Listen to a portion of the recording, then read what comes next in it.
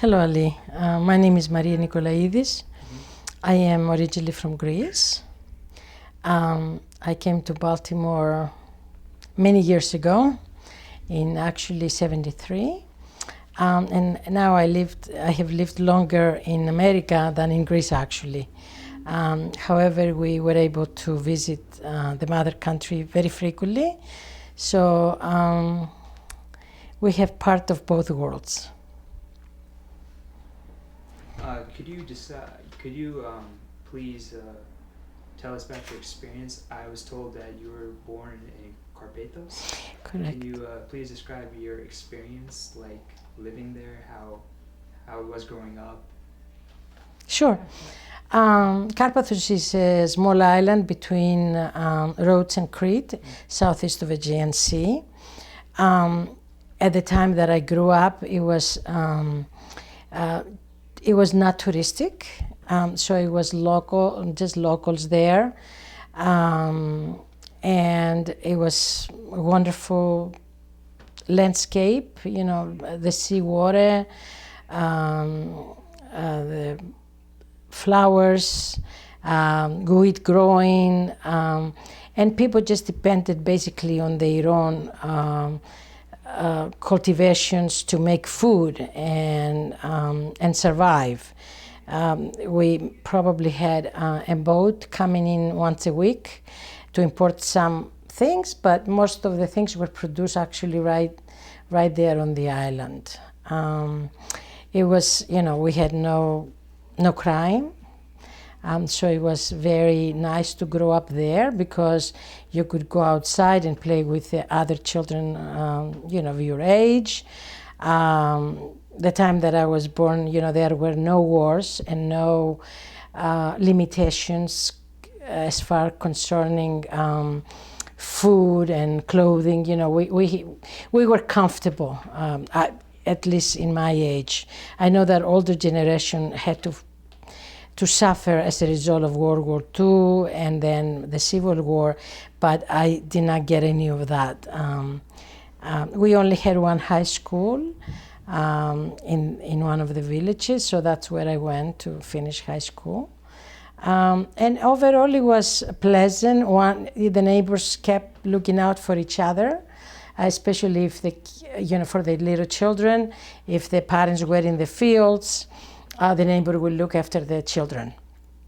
So it was more like a community. What they say about, takes a community to raise a child, that was true in my case. Because the parents sometimes had to leave and go to the fields, and they will leave the children and they come back every weekend to bake the bread and prepare and wash clothes, do laundry and things like that. So I have very fun and happy memories from my childhood, to be honest with you. I hope that answered your question. Do you have any memorable moments, like anywhere like in Carpathos or coming to Baltimore that has like an impact on you? Well, I think music was part of my childhood. While in high school, I sang with my high school, and that was very much enjoyable. We had community dances where everybody could take part. No invitations were necessary. People just went and joined and had a good time. It was great. I mean, my father was a great storyteller, and he, I remember one time we spent the holidays in one of the places where they used to cultivate the land, and I was very young, and at that time I did not like to eat too much, so I played difficult to eat, and I remember that I made my father tell me a story every time I wanted to eat. So he would say one in the morning, one when we had lunch, and one in the evening. And he never ran out of stories. He was a wonderful storyteller. And so I had great childhood because of that. So describing your experience growing up in Baltimore, do you have any like specific relationship to the city, or specifically to Greektown? Any strong or Sure. in general? Yes, I came here when I was in my early 20s. We just turned 20. And I came because my husband and I were married. He lived in Baltimore. So, people come to America for one reason only, for better opportunities. So I came to America. I did not speak a single word of English. And I decided to, with the good encouragement of my husband, to go to college. So I went to Towson University. And then after I finished that, I went to University of Baltimore for my master's. One of the things that I really liked about America was the higher education and in general education, which was very refreshing compared to the Greek education. In Greece, we were kind of afraid of our instructors, our teachers, because they were very strict. Where in America, I went to a community college, and I found out that the instructors were actually my friends.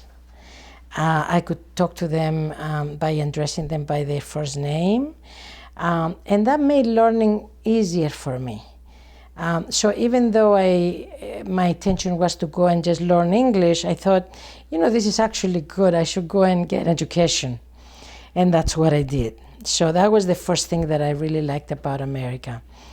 And then my children were born, of course.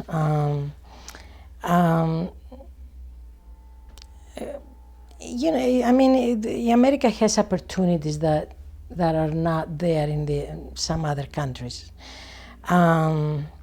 Things were made, easier for us if we work hard enough.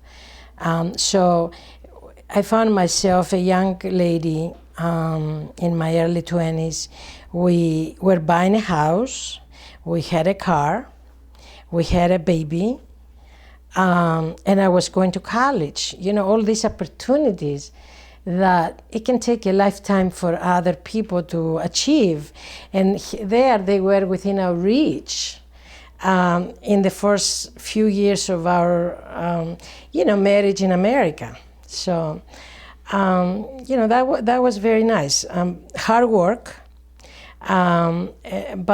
but still, people could control somewhat their lives. They can set out and make plans about what to do next, comparing to being in different places that you might not even have that opportunity.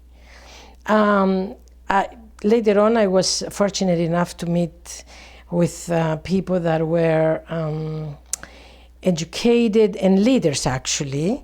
So Baltimore, I saw Baltimore actually through my friend Elaine F's eyes. She's a folklorist, and we worked together on a project about my village. So she showed me the city of Baltimore in a way that only folklorists can share. And then later on, I was able to share that with visitors from different countries. From my country, Greece, I had given tours for Smithsonian, so I share my neighborhood. Here in this neighborhood, people have a church, which is the umbrella organization. And under that, there are many other clubs, such as young people, Greek school, clubs from different islands. So there is the sense of community and belonging within the neighborhood. When I came in this neighborhood, next door to my house, which was on Fleet Street across from the church, was an older lady, Miss Ann Linger, and she was of German descent. So you can still see that there were other nationalities living in the Greek neighborhood that, at that time it was like changing hands, because that's what has happened in Baltimore City. you come up from Feos Point, and that was traditionally, I think, were there Native Americans, if I'm not mistaken, and then they were succeeded by Polish people, and then of course the Little Italy, and then in this neighborhood Greeks took over. But what was amazing was the fact that in earlier years, in the maybe 50s or so, and even earlier than that, even much earlier than that, people will hide their identity. They will not. The children will go to school and try to find someone within their own community or family who spoke the language well, so they can pretend that they were natives and not, show that their parents, for instance, were foreigners. Because at that time, it was not very welcomed, so people did not want to share that information. Like the Germans, for example, after World War II, definitely they will not say what their nationality was. But even Italians and Greeks, they will not volunteer the information. In the, starting I think in the 80s, people started to feel differently. In schools, they started organizing events such as National Day, where they will invite different groups. If the school had children from Greece, for instance, they will say, it's going to be, 25th of March. That's your national holiday.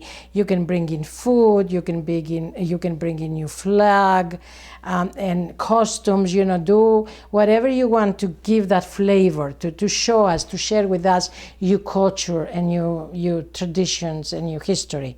And so the children, they started feeling comfortable actually admitting that they were from a different group of people, and sharing that information, and so that definitely was an improvement. So I hope that I have answered that question. I went off. I think we could maybe turn We're that. actually hearing the television from upstairs. Okay. There's some- Can we stop and I call Yeah, it? Stop for a sure. second. Yeah, get comfortable now. Okay, we're rolling. Whenever you're ready. So you're describing about Carpathos, right? The time of World War II. Was there like an impact on the country during that time? Like, was the government? Did anything change for you when you were growing up? When World War II was- took place, yeah. I wasn't even born. Okay. But definitely, yes, it had its effects on my country. I can give you a history lesson. I mean, Greece played a very important role in World War II.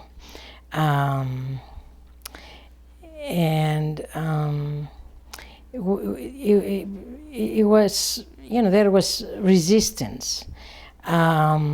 And the island of Carpathos actually was under the Italian occupation at the time. So, my mother-in-law, for instance, was born as a Turkish citizen. Then the islands were given to the Italians. And then after World War II, they were given back to Greece. Greece played important role because we delayed Hitler reaching Russia. And by the time that happened, it was winter time, so we were very instrumental in delaying the war, and therefore helpful.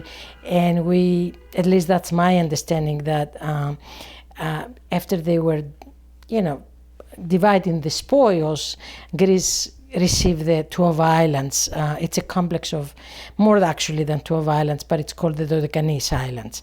And that was the last portion of Greece that was annexed with Greece. That was the last part. So did it play a role? Of course. People were hungry. People died because they could not eat. People died because they were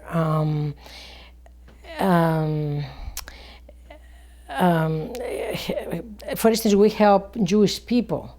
So some people died because of that. There were many Jewish communities in Greece. So Greece suffered as much as any other country in Europe. And other countries really let Hitler go through and did not have any resistance. Therefore, maybe their casualties were not as bad as ours. But in Greece, 2 weeks of war went on before Hitler can take control of the mainland. And then Crete, which is an island next to my island, it took him 4 full weeks. So 4 full weeks with a full-blown, airplanes and, it was big thing. So, yeah. Let's take it back to Greektown, like we discussed, okay? Okay. Sorry. No.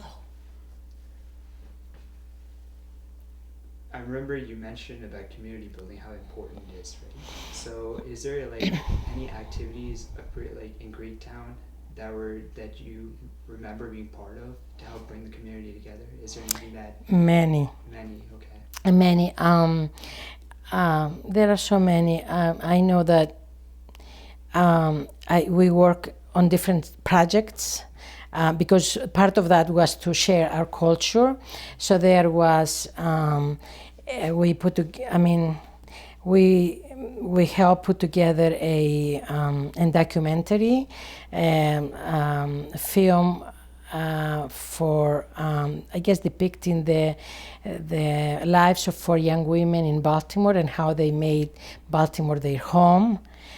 So that was a nice project where I think different celebrations were taking place in homes, and we were followed to explain what was happening.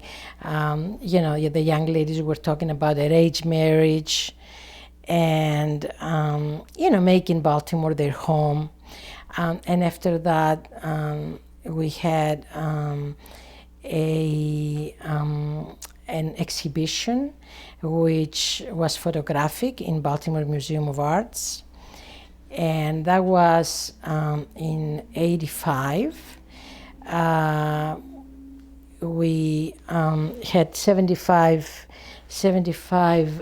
photographs of Konstantin Manos. Manos is a renowned photographer, and that depicted the life of Olympus. With another young lady, Liliane Di Toledo. She was from Switzerland, and she also photographed Olympus in the 80s. And then we compared these 2 artists' work with photographs from Baltimore. And it was really a wonderful exhibition housed in Baltimore Museum of Arts for about 2 months. Had a catalog that went along with that. And the opening, I remember, it was actually a live Glendi.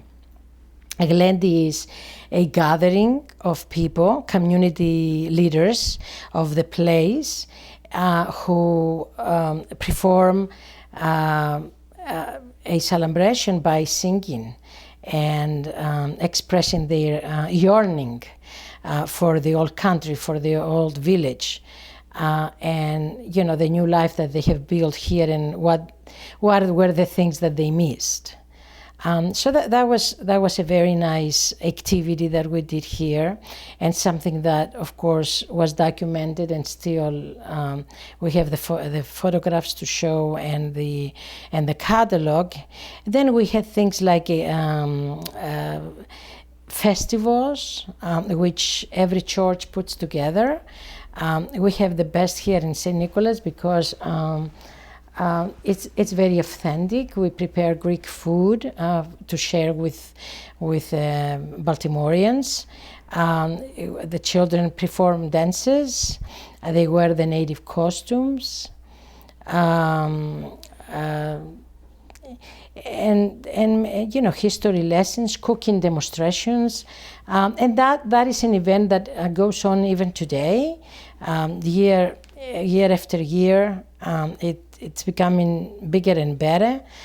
We prepare our own food. We do not buy packaged foods like other festivals do. So it's as authentic as it gets, and people can actually learn a few things when they come and attend these events.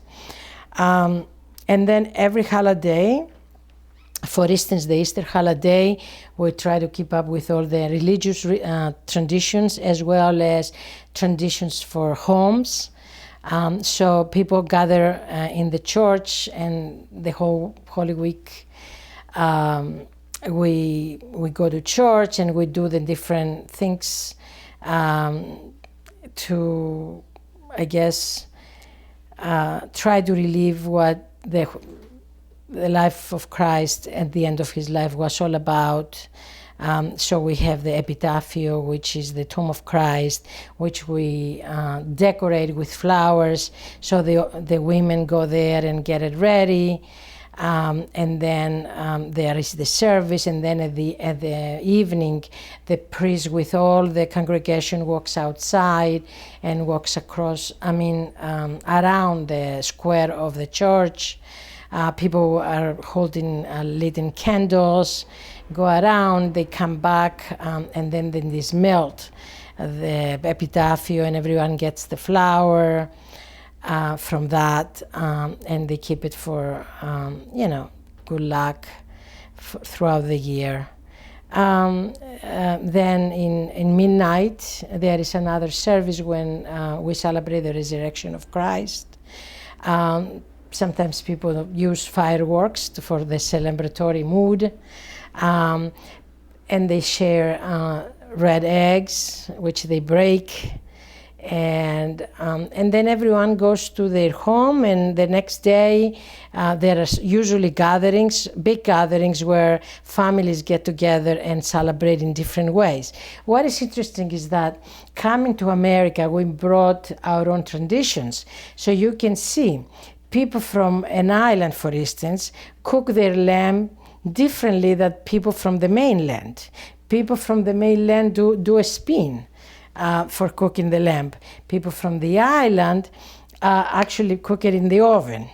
So depending where you are fortunate enough to be guest, you will taste different recipes and flavors.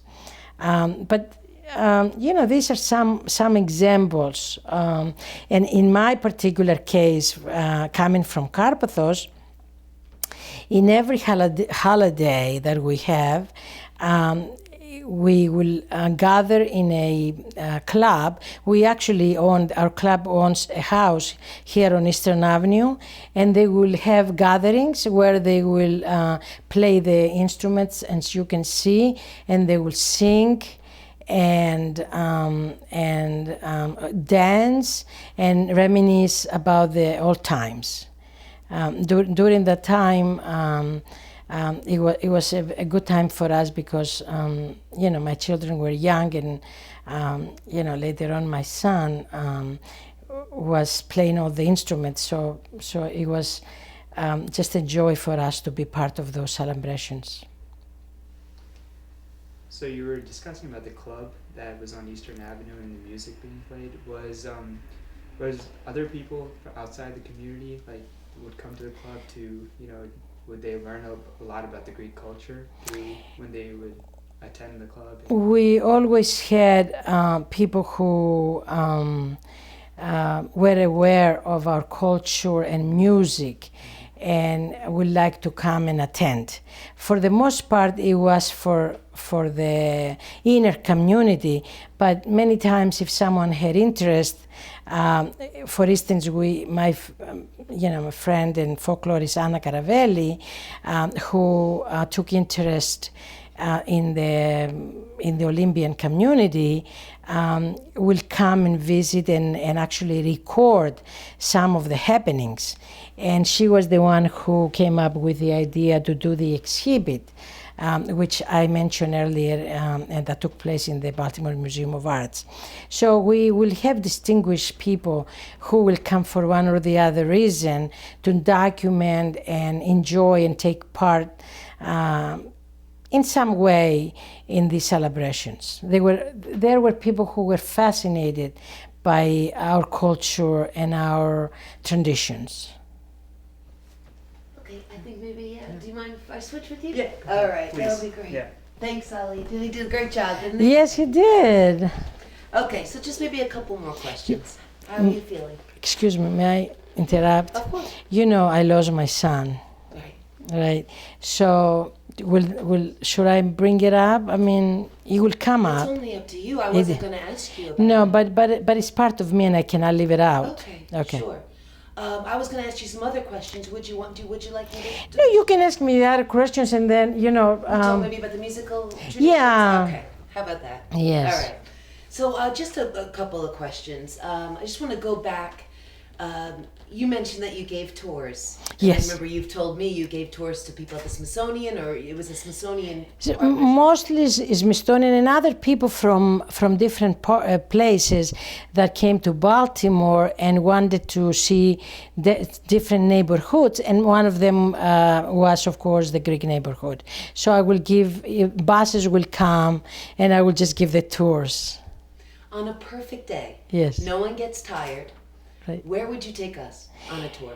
I will walk you through the alleys of Greektown, and I will point out the different plants and not spices, but like dill and peppermint and things that are basil plants that are necessary to prepare our Greek foods. And you walk through the alleys and you see every little garden has those.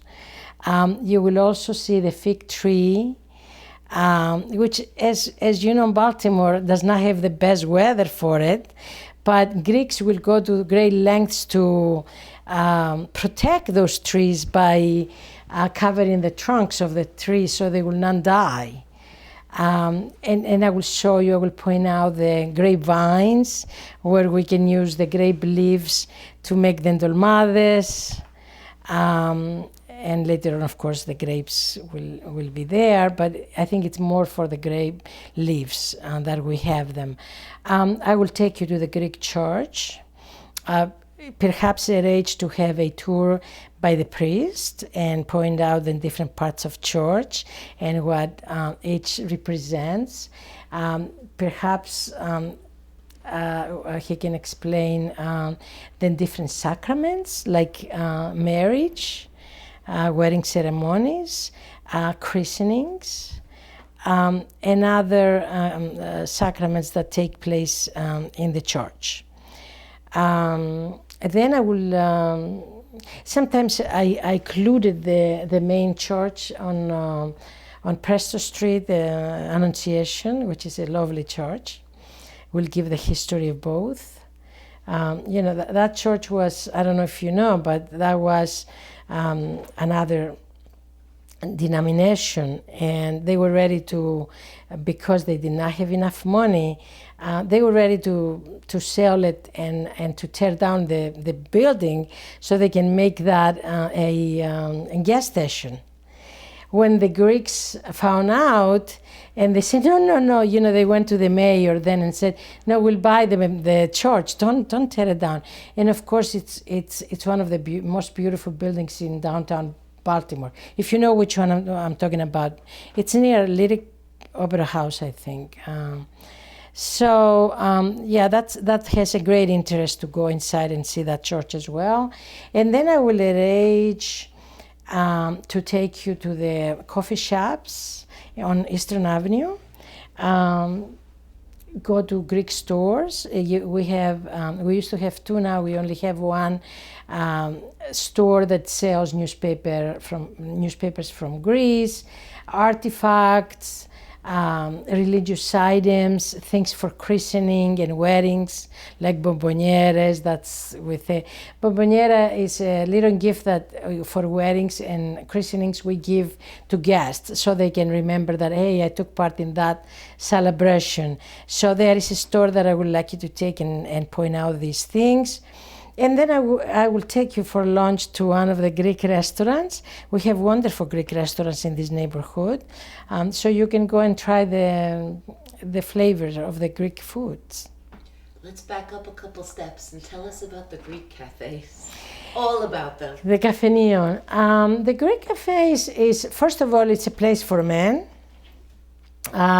Women usually don't go in.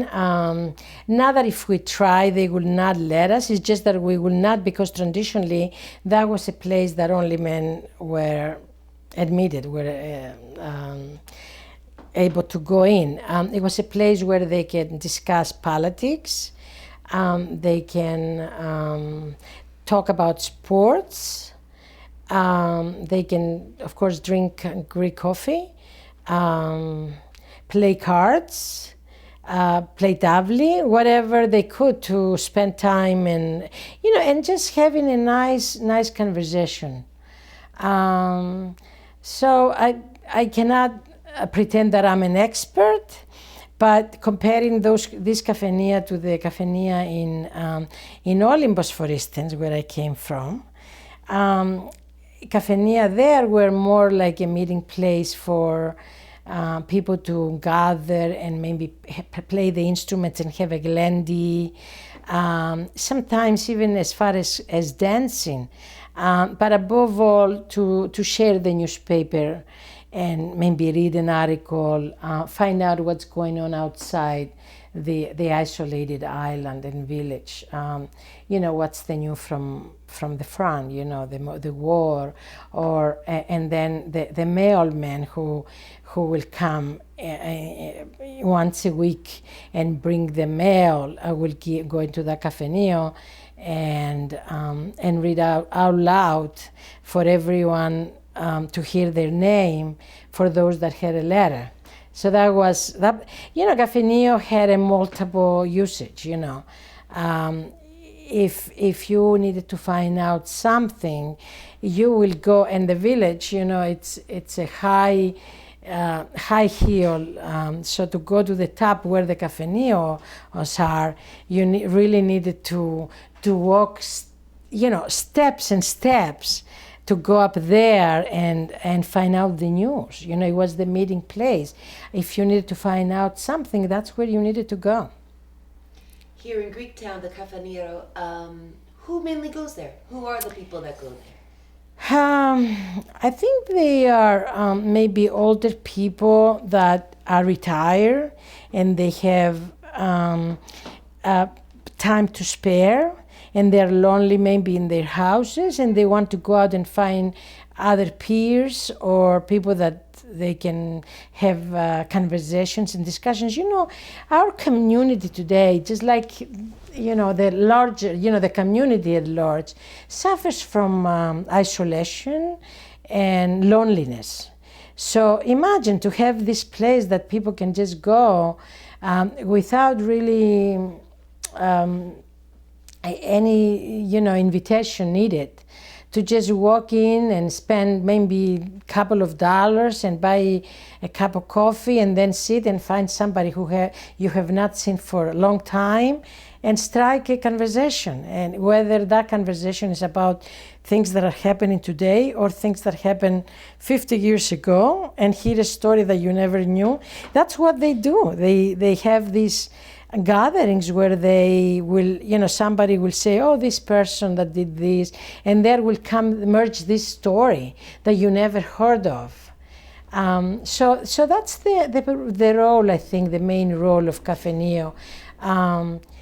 Gatherings for people to either discuss today's happenings or things that happened 50 or even 100 years ago. And if you know a relative, they will say, oh, such and such grandfather who went to Morocco did this.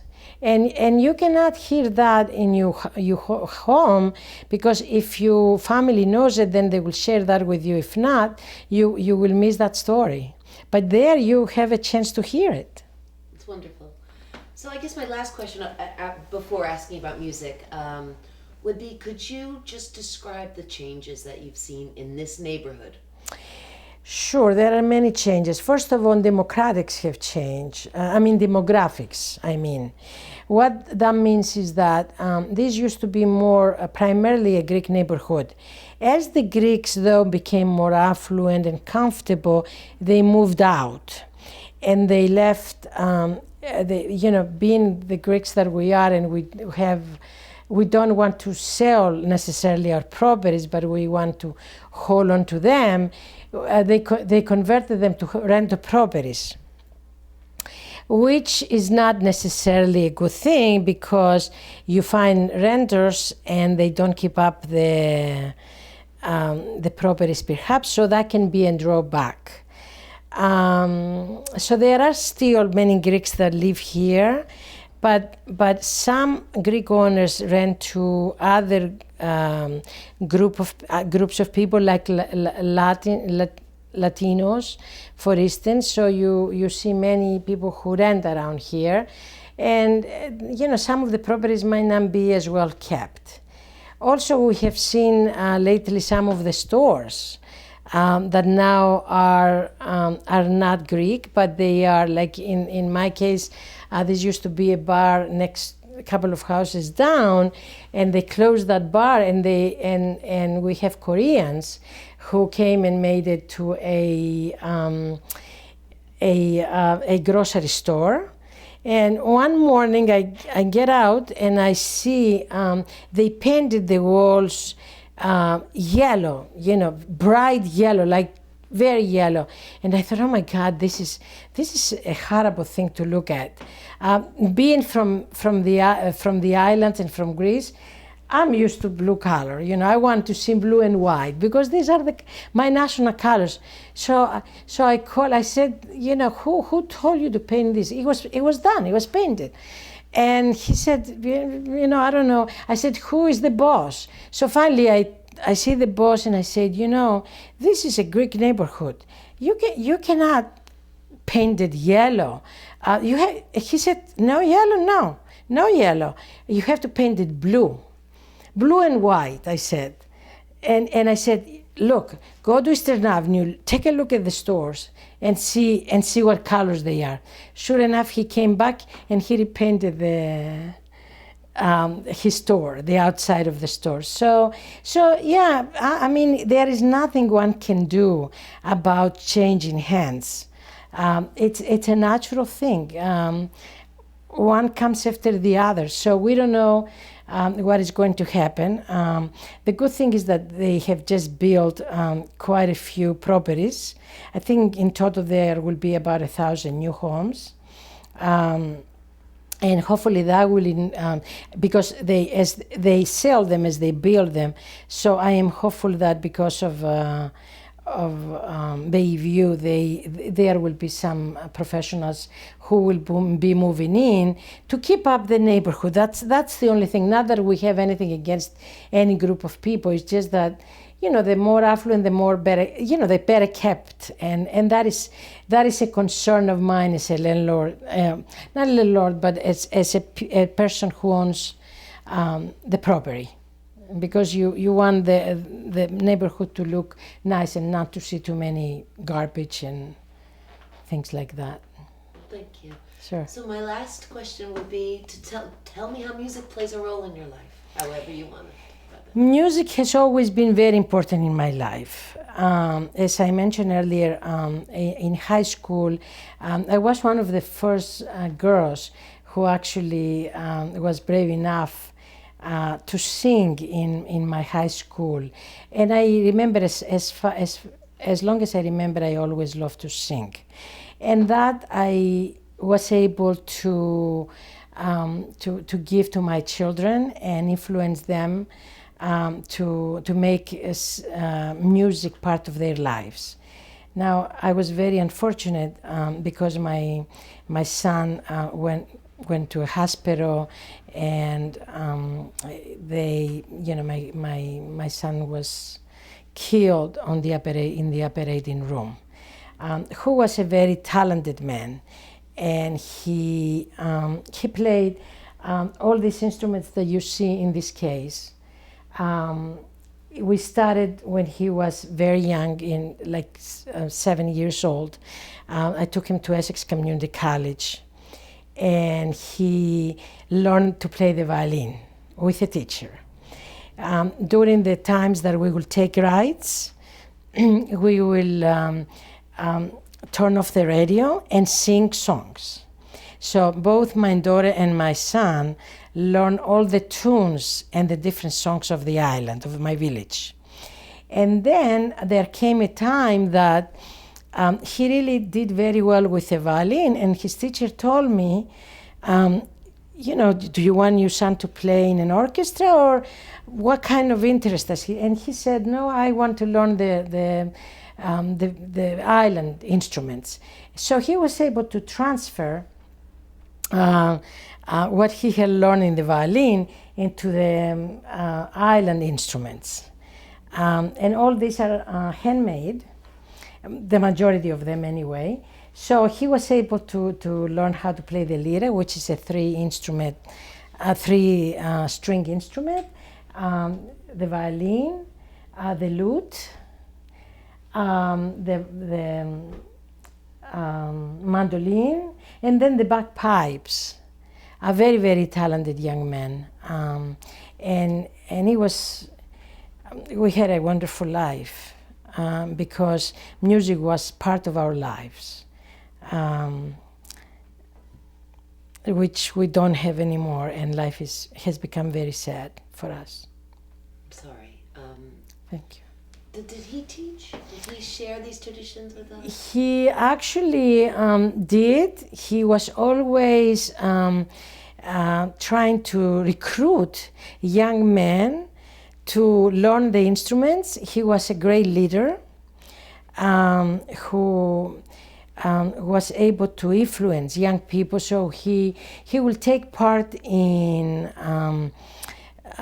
different events where the church will organize these events, and they will go from state to state, and they will play different island music. So he will go and promote, of course, the Carpathian music. So he went to Florida, and he helped.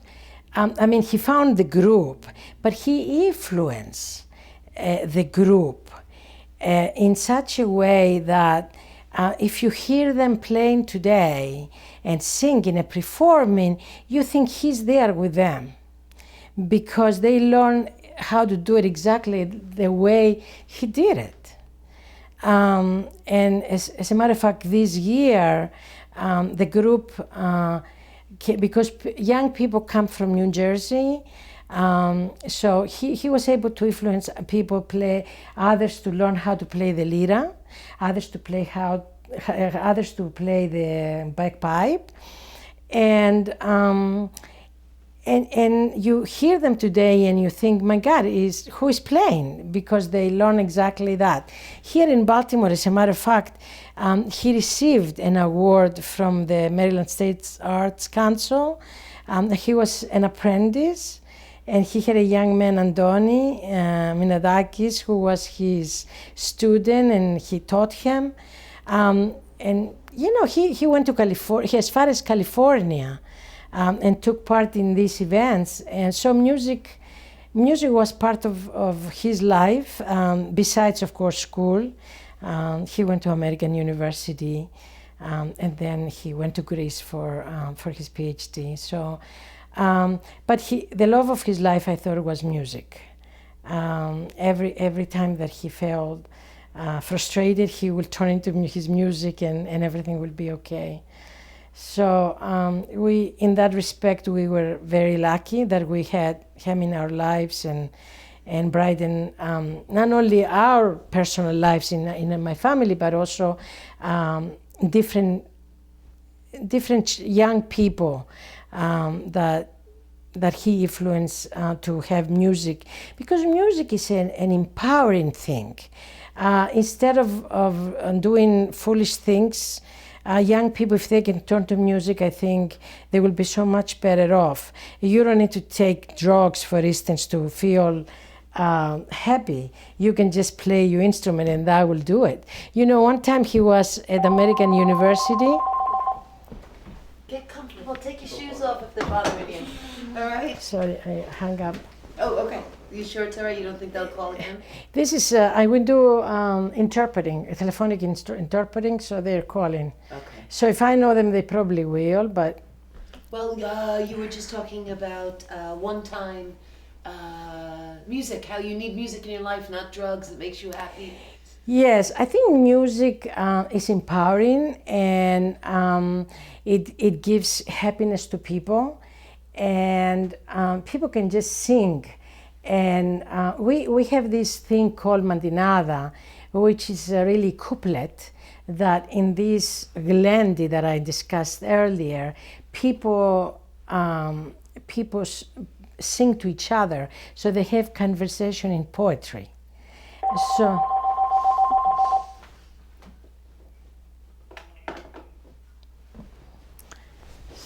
Maybe back up a little bit and start. Yeah. I'm sorry. No, don't be. You didn't do anything wrong. Yes. The couplets. The couplets, yeah. The couplets are it's like small poems that people can have. They can bring up a topic, and that could be that you just gave birth to a baby, and you can have a gathering to celebrate that event. And everyone will start by wishing a good life for the baby, and then going forward to things like, oh, you have a beautiful family and a great home, and we wish you the best. So they exchange, but sometimes it varies in subject matter, and it can become very serious. Sometimes it can become funny, it can become ironic. It all depends on the mood, but it is a conversation in poetry, and that really gives people happiness and something to do in a positive way, and not to look up bars and get drunk, and at least that was the traditional way. Things of course have changed, they're not exactly the same anymore, but for young children that is something better to do than to be looking at other places for enjoyment. Well, I think that was a wonderful interview. Does anyone have any other questions or anything? We do have just one. In a couple of weeks, we're coming back down to shoot the Greek parade, Yes. the Independence Day parade, which seems to be fairly unique. Yes. You want to see that? Should I discuss this? Could you talk a little Of bit about course. that? Do you want me just to have a little hair? Of course. We can. Hey, beautiful. Thank you. If you only knew what I have been through to this day. Oh, I'm sorry.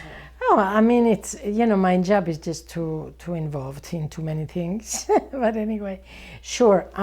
So we were talking earlier about the different events that the Greek community puts together. One of those events, of course, is the Independence Day parade. We celebrate the independence from the Turkish occupation that was in Greece for, in some places, 400 years, in others 600 years. Like my island was like 600 years. And what we do is we get together, people come from different parts of Maryland and sometimes even Virginia, and they will take part in this parade. They will dress up in the native costumes from each part of Greece, and they will walk from Eastern Avenue all the way to the Greek church, and then they will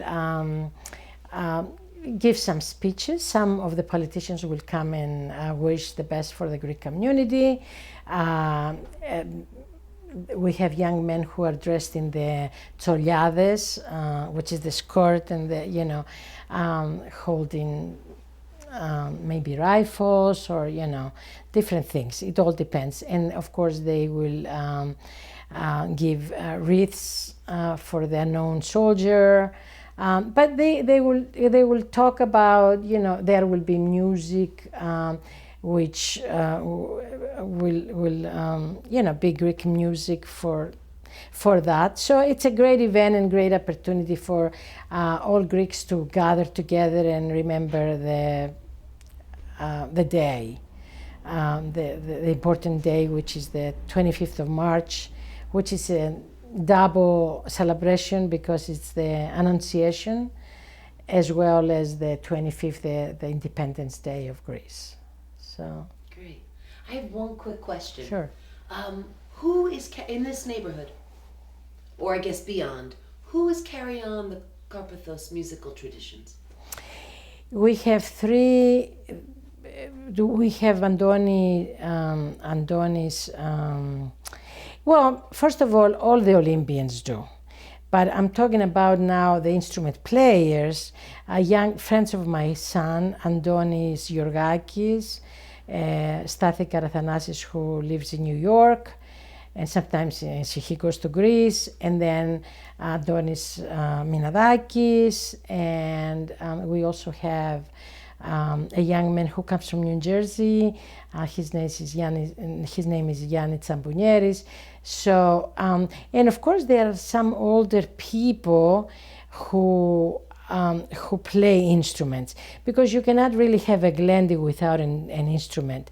And to be honest with you, I have to be honest, I have been out of circulation since I lost my son, so I really don't know who is playing where, but I hear here and there things. So I think perhaps as the time goes by, I don't know how, you know, traditions change. Children become more comfortable with being Americans, because now they are second and third generation.